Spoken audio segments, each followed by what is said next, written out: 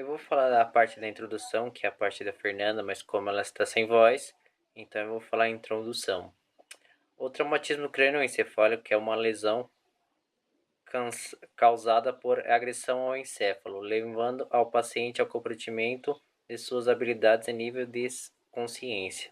Dados recentes demonstram que o traumatismo crânioencefálico tem grande impacto na saúde por assumir notória importância na morbidade e mortalidade do trauma, representando 15 a 20% das mortes em pessoas com idade entre 5 a 35 anos, e assumindo um percentual de 60 mil mortes anuais de pacientes.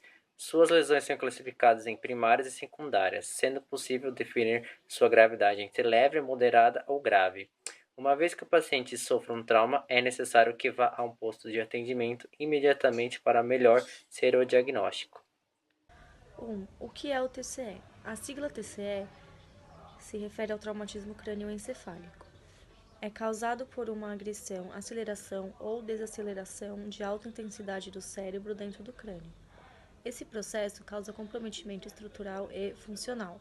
2. Quais os sintomas de TCE? Os sintomas são perda de consciência, desmaio, dor de cabeça intensa, sangramento na cabeça, pela boca, pelo nariz ou pelo ouvido. Diminuição de força muscular, sonolência, dificuldade na fala, alterações na visão e na audição e perda de memória. 3. Durante a internação e após o TCE, quem faz parte da reabilitação? A equipe é constituída por médicos, enfermeiros, fisioterapeutas, psicólogos, fonoaudiólogos e terapeutas ocupacionais. 4. Se for necessário realizar um exame de imagem, qual deve ser o exame de escolha? O exame de escolha para avaliar injúrias cerebrais após o trauma crânioencefálico é a tomografia computadorizada. O que não deve ser realizado em casos de trauma na cabeça? Se suspeitar de lesão na coluna, não movimente a criança. Nunca retire objetos encravados no crânio. Se houver afundamento da cabeça, nunca tente consertar. Não tente impedir a saída de líquidos pela orelha ou pelo nariz, mas apenas cubra com gaze para absorver o fluxo. Por que a criança é mais sujeita ao TCE, traumatismo crânioencefálico? A criança tem maior flexibilidade e fragilidade do osso imaturo. Isso faz que, muitas vezes, a criança sofra um trauma. Se o impacto for grande, esse osso deforma, mas não quebra, e ela tem lesão intracraniana sem ter uma manifestação externa de fratura. A criança tem maior tonicidade de coluna vertebral cervical, o que também facilita lesões intracranianas. O tamanho do crânio é proporcionalmente maior, ficando mais sujeito à ação da força de gravidade. Uma vez caindo, a cabeça é a mais exposta. Quais as sequelas mais frequentes? As sequelas mais frequentes são as crises convulsivas, psicose, epilepsia, síndrome e a síndrome pós-traumática. O TCE, após o ocorrido, se estabelece em 3 fases. Cite elas. A primeira é a extracranianas, que elas laceram o couro cabeludo, causando sangramento e hematomas. A segunda são as intracranianas, que podem ser focais ou difusas. A terceira são fraturas do crânio, que podem ser lineares, comunitivas e com afundamento. Traumatismo crânioencefálico. As lesões encefálicas do traumatismo crânioencefálico podem ser separadas em difusos e focais. Explique sobre as duas. As lesões difusas são aquelas que acometem o cérebro como um todo, e usualmente decorrente das forças cinéticas que levam à rotação do encéfalo. Dentro da caixa craniana, pode ser encontradas difusões por estiramentos ou ruptura tanto de anóxio como estrutura vascular em regiões distintas do encéfalo. As lesões focais são compostas por hematomas intra- ou extracerebrais, ou áreas isquêmicas delimitadas que acometem apenas uma região do cérebro. Nas puramente focais, presuma-se que o restante do encéfalo mantenha-se suas propriedades de complacência tecidual e vascular preservadas. Qual é o período de maior risco para que a criança tenha algum sintoma mais sério após ter sofrido o trauma na região da cabeça? A grande preocupação após o traumatismo crânioencefálico são os hematomas. Estes podem ser causados por lesões nas artérias ou das veias. Quando acontece a lesão da artéria, o sangramento é grande, intenso e causa compreensão do cérebro, rapidamente podendo levar a criança à morte. É o que chamamos de hematoma extradural. Nesse caso, a criança é difícil de ser acordada, os vômitos são persistentes e a dor de cabeça progressiva. Ele ocorre mais frequentemente até as primeiras 12 horas após o trauma e geralmente é necessária a cirurgia de emergência. Quando a lesão ocorre na veia, o sangramento é mais lento e menos intenso. É o que ocorre no hematoma subdural. Nesse caso, a criança vai piorando a cada dia, mas há tempo suficiente para que o neurocirurgião avalie e dê o seu melhor tratamento para cada caso. A cirurgia pode não ser imediata.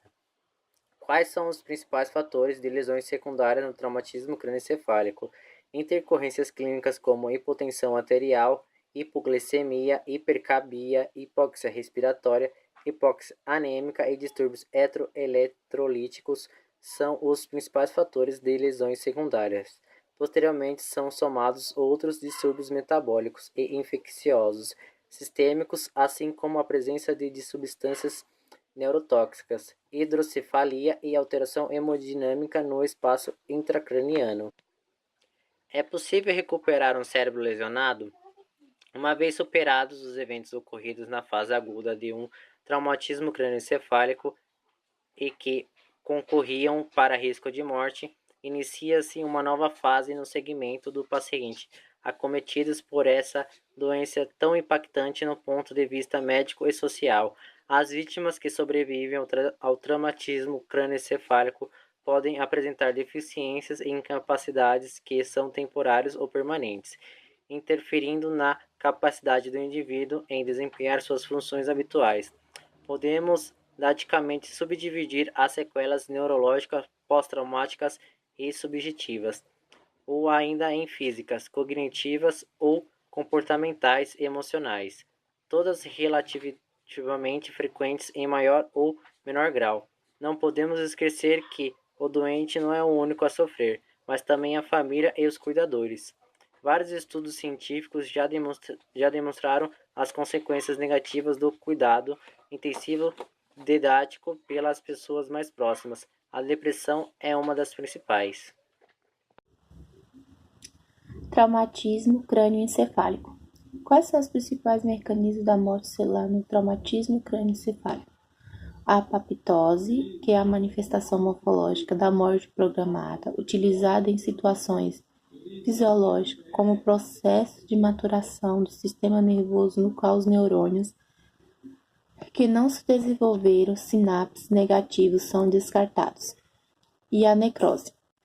A necrose é o principal mecanismo da morte celular no traumatismo crânioencefálico, ao contrário da apoptose, no qual a célula comanda ativamente o processo de sua destruição em necrose. Existe uma falência energética na morte, ocorre pela incapacidade da célula em sua hematose.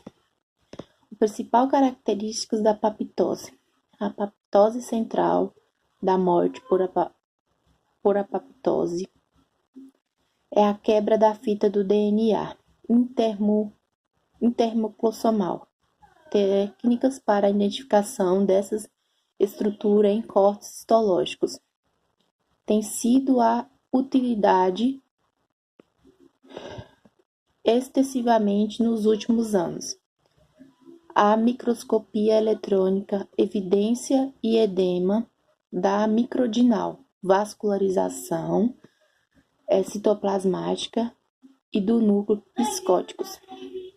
Os fatores associados ao traumatismo crânioencefálico: obstrução das vias aéreas, traumatismo pulmonar, choque e hipovolemia podem contribuir para a diminuição das ofertas de oxigênio do tecido cerebral.